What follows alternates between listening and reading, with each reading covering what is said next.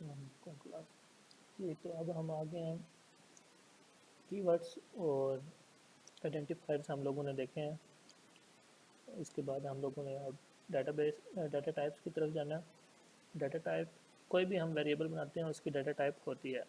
Like अगर मैंने लिखा है a इज इक्वल टू 20, जब मैंने a इज इक्वल टू 20 लिखा है तो इसको देखें यहाँ पर a डिफाइन हुआ है और इंट मतलब इसकी जो डाटा टाइप है वो इंटीजर टाइप है, यहाँ पर आपको शो हो रही है। इसको हम चेक भी कर सकते हैं। अगर मैं लिखता हूँ, हमारे पास एक फंक्शन होता है टाइप a लिखता हूँ मैं, तो हमारे पास क्या है जी, क्लास इंट। असल में जो डाटा टाइप्स हैं वो इस लैंग्वेज के अंदर सारी की सारी डाटा टाइप्स की क्लासेस डिफाइन हुई हुई हैं, और हम कोई भी वेरिएबल जो बनाते हैं वो उन क्लासेस का ऑब्जेक्ट बनता है, इंस्टेंस बनता है। ठीक है, तो ये इसलिए यहाँ पर जब मैंने टाइप ए लिखा तो उन्होंने बताया क्लास इंट से बिलोंग कर रहा है ये। इसी तरह मैं अगर लिखता हूँ f इज इक्वल टू 3.6, तो इसकी मैं टाइप चेक करता हूँ, टाइप एफ जब मैंने लिखा तो ये आ गया फ्लोट टाइप क्लास है इसकी। ठीक है, इसी तरह बहुत सी डाटा टाइप्स होती हैं, इंट, फ्लोट, डबल, स्ट्रिंग। जो मोस्टली हम लोग यूज़ करते हैं इंट, फ्लोट, स्ट्रिंग ज़्यादातर यूज़ होती है, और लिस्ट टाइप हम यहाँ एआई में ज़्यादातर लिस्ट यूज़ करेंगे। इसका एक और भी फंक्शन होता है, कम्प्लेक्स टाइप की भी डाटा टाइप्स होती हैं। एक फंक्शन होता है इज इंस्टेंस। ये फंक्शन क्या करता है, ये दो आर्गूमेंट लेता है। पहला तो मैं ये वैल्यू लेता है, लाइक मैं इंटर करता हूँ f। दूसरे नंबर पे ये क्लास लेता है, ये हमें बताता है कि ये इस क्लास का इंस्टेंस है या नहीं, इस क्लास का ऑब्जेक्ट है या नहीं। क्लास का नाम मैं देता हूँ फ्लोट।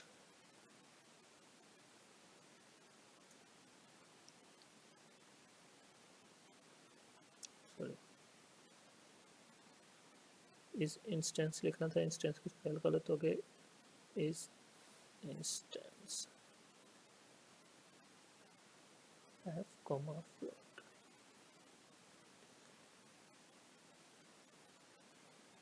ठीक है, तो ये इसने चेक करके बताया जो f है वो फ्लोट क्लास से ही बिलोंग कर रहा है, तो इसने रिटर्न ट्रू कर दिया। इसी तरह हम कोई भी वेरिएबल पास करके और उसकी क्लास को हम चेक करना चाहते हैं कि इसी से बिलोंग करता है या नहीं करता है, तो ये हमें ट्रू और फॉल्स में रिजल्ट बताएगा। इस इंस्टेंस ये काम करता है। ठीक है, कोई भी हम वेरिएबल बनाते हैं उसकी डाटा टाइप होती है लाजमी, और डाटा टाइप्स जो होती हैं वो इस लैंग्वेज में इम्प्लिसिट और एक्सप्लिसिट डाटा टाइप्स होती हैं। लाइक मैं लिखता हूँ b is equal to 21, c is equal to 3.56। ठीक है, और मैंने किया है बी प्लस सी। अगर मैं बी प्लस सी करता हूँ तो ये देखें, हालांकि सेम डाटा टाइप को ऐड होना चाहिए था, लेकिन क्योंकि इंटीजर टाइप बी की जो टाइप है वो इंटीजर टाइप है, हम चेक कर लेते हैं टाइप ऑफ बी क्या है हमारे पास, इंट है, और टाइप ऑफ सी क्या है,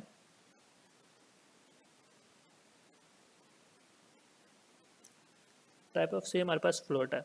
ये दो डिफरेंट डाटा टाइप्स हैं, लेकिन क्योंकि इन डाटा टाइप्स ऐसी डाटा टाइप्स जिनके अगर प्लस माइनस वगैरह ऑपरेशन परफॉर्म करने से उनका डाटा लॉस ना हो रहा हो तो वो ऑपरेशन परफॉर्म हो जाते हैं।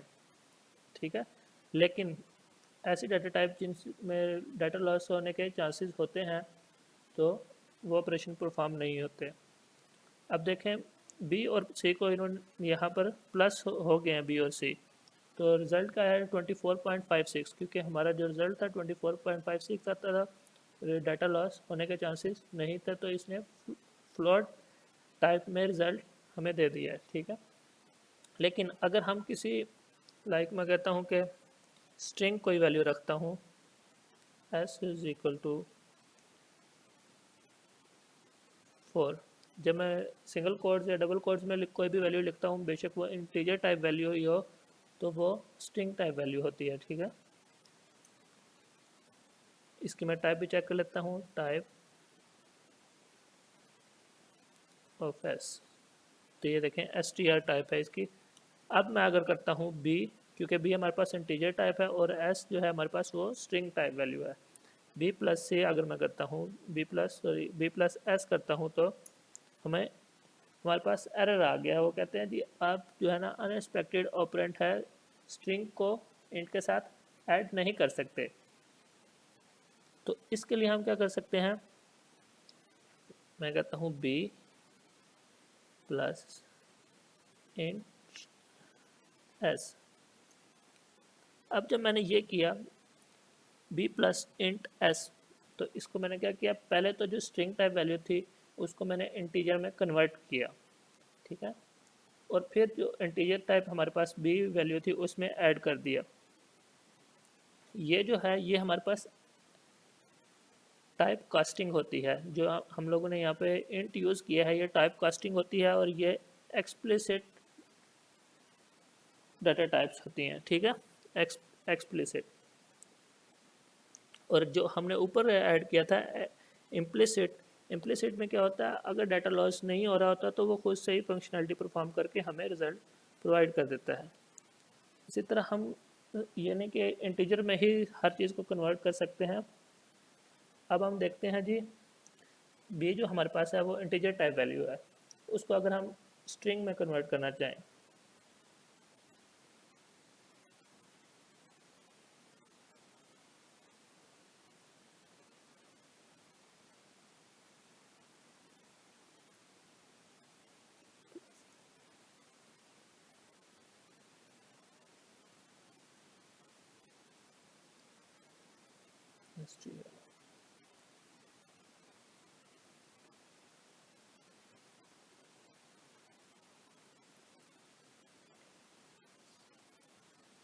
अच्छा जी अब देखें स्ट्रिंग के लिए एस टी आर यूज़ होता है। S T R of b मैंने किया तो जो बी था हमारे पास 21 उसको स्ट्रिंग बना दिया गया। और फिर जब हमने प्लस एस किया तो 214 हमारे पास आ गया। बी में हमारे पास 24 था और एस में हमारे पास 4 था, तो 214 हमारे पास रिजल्ट आ गया है। ये क्या हुआ जी, कनकैट कर दिया दो स्ट्रिंग को। जब हम प्लस का ऑपरेटर यूज़ करते हैं दो स्ट्रिंग के ऊपर, तो वो दोनों स्ट्रिंग को कनकैट कर देता है, दोनों को इकट्ठा करके हमें रिजल्ट प्रोवाइड कर देता है। जब हम टाइप कास्टिंग करते हैं तो हो सकता है हमारा डाटा लॉस हो जाए। लाइक अगर हम लोगों ने ऊपर यूज़ किया था एफ़ यूज़ किया था, एफ़ की जो वैल्यू थी हमारे पास, ये देखें एफ़ में हमारे पास क्या, सॉरी एफ़ में हमारे पास 3.6 था और बी में हमारे पास 21 है। अगर मैं एफ़ के ऊपर टाइप कास्टिंग करता हूँ तो टाइप कास्टिंग में हमारे पास चांसेस होते हैं कि ऐसा डाटा लाइक हम फ्लोट को इंटीजर में कन्वर्ट करते हैं तो पॉइंट के बाद की जो वैल्यू होती है वो लॉस हो जाती है हमारी, तो डाटा लॉस होने के चांसेस होते हैं टाइप कास्टिंग में। अगर मैं करता हूँ बी प्लस इंट एफ, ये देखें 24 आ गया, जो पॉइंट के बाद की वैल्यू थी वो हमारे पास नहीं आई। तो ये हमारे पास डाटा टाइप से रेलिवेंट्स हमने कुछ कमांड्स देखी हैं। नेक्स्ट हम देखते हैं जी एड्रेसिंग ऑफ वेरिएबल्स। लाइक मैं लिखता हूँ a is equal to 11 and b is equal to a। अब अगर मैं a को एक्सेस करता हूँ तो हमारे पास आंसर 11 है, b को एक्सेस करता हूँ तो तब भी हमारे पास आंसर 11 ही है।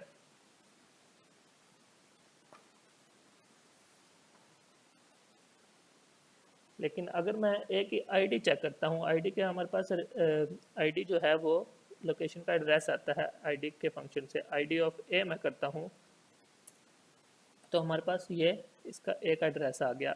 इसी तरह अगर मैं आईडी ऑफ बी करता हूँ तो हमारे पास ये देखें दोनों के ना सेम एड्रेस आए हैं।